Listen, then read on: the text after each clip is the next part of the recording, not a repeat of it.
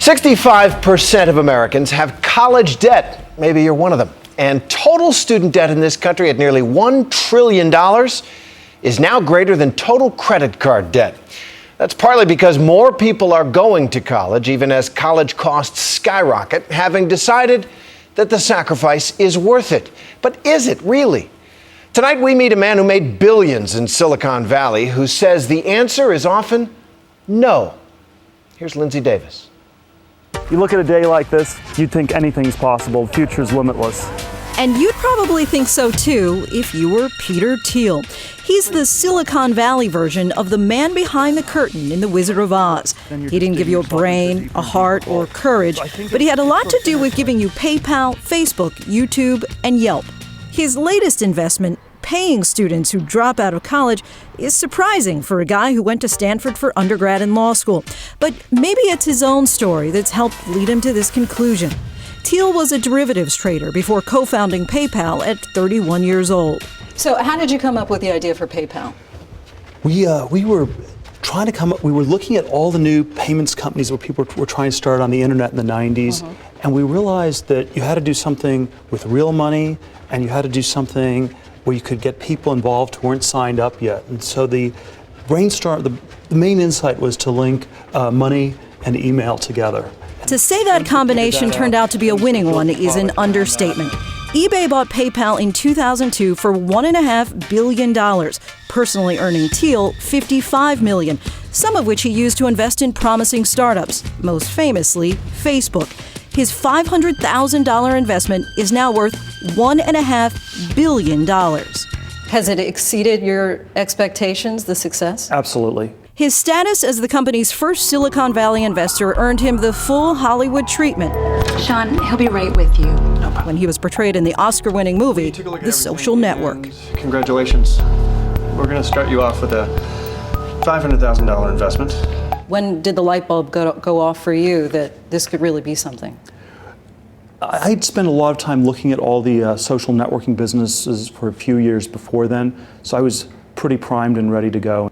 I basically told them I'd invest after meeting them for an hour, so I was ready to go. More than gut instinct, Thiel is also a genius. Literally. As a child, he was a math phenom and chess champion. So don't try this at home.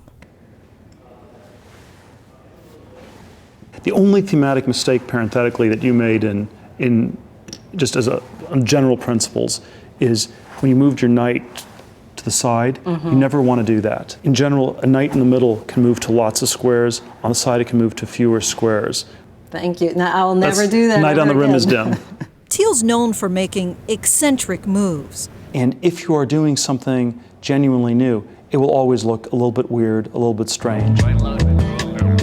He funds the Seasteading Institute, devoted to creating self-governing communities in the middle of the ocean. And he's also donated millions to promote research into extending human life expectancy by reversing the aging process. Would you personally want to live for 200 years?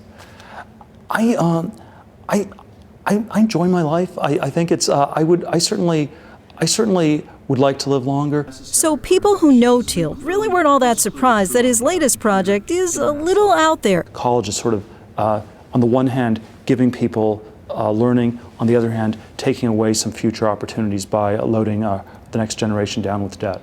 He started a $2 million fund to pay promising teens, all under the age of 20, $100,000 each to drop out of college and start up a business. Students like Jim Danielson, one of Thiel's fellows, who's pulling the plug on Purdue because he's worried about missing the boat on electric cars. No engine at all, doesn't use gas at all, it's all electricity. He started tinkering with this old Porsche in high school and managed to turn it into a fully electric car, something he learned how to do on the internet for free. And if I passed up this opportunity and waited till I finished my college degree, a lot could be changed.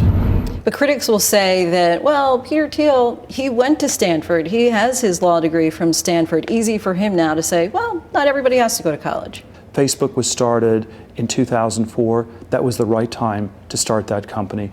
If all the people involved had finished their college education and waited till 2006, 2007, it would have been too late for that business. His theory is right on time. New York Magazine recently rated the worthlessness of a college degree as one of the year's most fashionable ideas. The price of education on a college level has gone up by a factor of more than 10 since 1980.